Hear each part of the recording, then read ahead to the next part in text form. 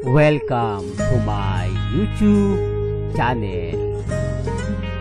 Kung bago ka lang sa channel na to at true-blooded Aldab Nation ka, tama po ang channel na pinuntahan mo. Kaya considering na po kitang bagong subscriber. At huwag mong kalimutan pindutin yung bell para lagi po kang updated sa bagong video na ilalabas ko. Salamat po sa iyong pag-click sa channel na to. Andun lagi yung magic ni Direk Irene about how she tells the story and yung kung paano kanya mahuhook dun sa dalawang characters na pinoportray ng mga artista niya. So congratulations to Anne and Echo. Of course, Direk Irene, another beautiful love story to tell the Filipinos. So congratulations. Welcome back mga kaaldab. Ito na naman po ang inyo din God, si Mr. Destiny. At siyempre panibagong update, panibagong mga kaganapan po kina Alden Richards at kay May Paul Gerson. Sabi ko nga po sa inyo, ba't ganon mga kaaldab? Kapag yung OOTD ni Alden talagang sumasabay sa OOTD ni Mengay, ano to, lagi na lang kung nagkakataon na kapag ka nakablock si Alden Richards, naka-black din si Mengay. Kapag naka-brown si Alden, naka-brown din po ang mga post ni Main Paul Gerson.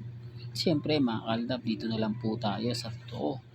Dito na lang tayo sa mga kaaganapan ng dalawa. Di po ba? Kahit po kasi anong gawin nilang update post na kumukuha nga po ng atensyon sa mga ilang kritiko, talagang wala naman pong nagbabago. May mga bali-balita mga kaaldab na hindi nga po maganda, hindi kaaya-aya para po sa atin. So siyempre sabi ko nga po sa inyo dito sa channel ni Mr. Destiny, marami kayong makukuha update. Nagaling naman po mismo talaga kina Alden at kay Mengay. Ramdam nyo at pansin nyo. Hindi po ba? Kaya nga sabi ko sa inyo, ako po yung tipo na kapag nakakuha ng mga post o update, talagang lamang na lamang pa rin po. Hindi po ba? Kaya nga po kung hindi ako basta-basta nagpapa-apekto. Hindi tayo basta-basta nagpapadala. Lalo na nga po kapag pinag-uusapan natin sina Alden at si May. Hindi po ba? Ulitin ko lang po at i-remind ko na maging relax lang po kayo. Maging kampante. Maging matatag. Hayaan nyo lang po yung mga taong yan. Hayaan nyo lang po yung mga taong kumbaga madalas. Di po ba? Kaya nga sabi ko sa inyo, ang daming mga ganap, ang daming mga update na talaga naman pong nakakatuwa at syempre nakakataba po ng puso. Hindi po ba para po sa atin? Para po rin po sa Aldab Nation. Remind ko lang po mga kaaldab, ganito po kung sumuporta si Alden Richards. Nakita nyo naman po yung mga komento.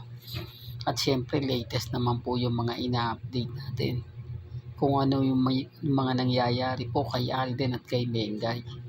Bakit nga po ngayon mga kaaldab o hanggang ngayon hindi inaanunsyo o pinapakita nga po ang mga kaganapan ni Mengay sa Bulacan? Sinasabi nilang busy nga po raw si Mengay sa Bulacan dahil nga po sa negosyo niya na sinasabing ganito ganyan. Remind ko lang po mga kaaldab, wala po silang ebidensya at resibo na pinalalandakan po, binabasag lang po tayo.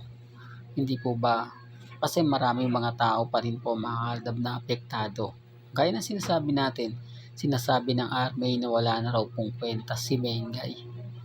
Ito yung mga bitter na po kay Main, kumbaga galit na po kay Mengay. Kasi nga po mga kaaldab, hindi niya sinasagot yung mga nangyayari at nagaganap. Hindi niya sinasagot yung mga sinasabi at kwento po ng iilan. Samantalang tayo mga kaaldab, buhay na buhay po ang update natin. Tapos kamakailan may mga ambush interview po tayong nakita. Nabasa sa isang article na normal lang daw po yung mga ganong komento para sa kanya. Hindi na po daw bago. Hindi po ba? Pero sabi ko nga po, sino nga po ba isang Alden Richards at si Mengay na kumbaga para lang makakuha ng atensyon, sasabihin nila si Alden daw po bakla. Hindi po ba natatawa lang po ako mga kaaldab? Tapos si Mengay daw baog kaya wala pang anak hanggang ngayon. Common sense na lang po mga kaaldab. Alam niyo sa totoo lang po, nasa dalawa po yan kung gugustuhin nila.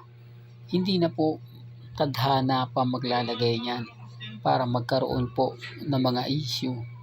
Hindi po ba? Kaya nga sabi nila pagka nagkaroon na raw po ng anak si Mengay, matatapos na yung Aldab. Hindi totoo naman po mga kaaldab. Hindi po ba? Pero dapat nang simula pa rin po. Hindi po ba? Bago pa po manganak. O sabihin na natin na bago pa magpakasal sina Sanjo at si Ria. Hindi po ba? Kaya lang naman po nagkakaroon dahil nga po napilit lang. Dahil nga po sa Sarsuela. Ngayon alam nyo na po mga kaaldab na sino nga po ba talaga yung isa sa malaking pinansya ng Itbulaga. Siyempre si Congressman Adyo, kaya nga po sunura ng Itbulaga kay Congressman at kay Ibyang. Ngayon alam nyo na po mga kaaldab na wala na, kumbaga paunti-unti na po nilalaglag ng Itbulaga si Congressman Adyo dahil alam niya na wala na po talagang patutunguhan.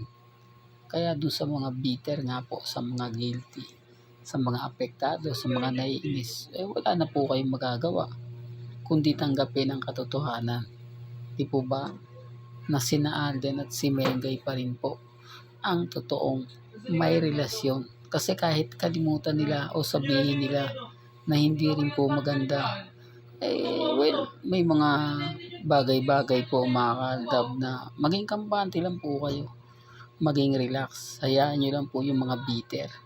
Hindi po ba? Masaya po kasi ako mga kaaldab na hanggang ngayon talagang naiinis sila. Talagang galit na galit sila sa atin. Hindi po ba? Konting update ko lang, konting kaganapan, abay guilty sila. Pero ramdam nyo mga kaaldab, lahat po ng mga post ni Mengay, lahat ng mga update ni Alden Richards, nakikita mo. Di po ba? Nakikita mo yung kaganapan nila. Dito pa lang po sa mga OOTD ni Maine, panalo na po ako pero syempre hindi tayo namimilit. Di po ba? Kung nasaan si Alden, kung nasaan si Mengay, syempre bago pumunta dyan si Alden, syempre dun po muna siya sa OOTD o sabihin na natin sa Bello Medical Group. Hindi po ba? Real talk pa mga kaaldab. Pero syempre hindi tayo namimilit. May kanya-kanya tayong opinyon. May kanya-kanya tayong pananaw. Hanggang dito na lang po ang ating latest updates. Kaya kung gusto niyo pa po ng pinaka-latest at sariwang update, abay tumutok lang po kayo dito po sa channel ni Mr. Destiny para updated kayo sa mga bago at sa mga latest na i-upload po natin maya-maya lang. Kaya kung bago ka lang sa channel na to at isa kang true-blooded Aldab Nation na nagmamahal kina Mengay at Isoy, tama po ang channel na pinuntahan mo, kaya consider na po kitang bagong subscriber. At huwag mo kalimutang i-share ang mga video po natin sa mga mamis, sa mga titas, at sa mga senior. Hanggang sa muli, salamat po sa panonood at pakikinig.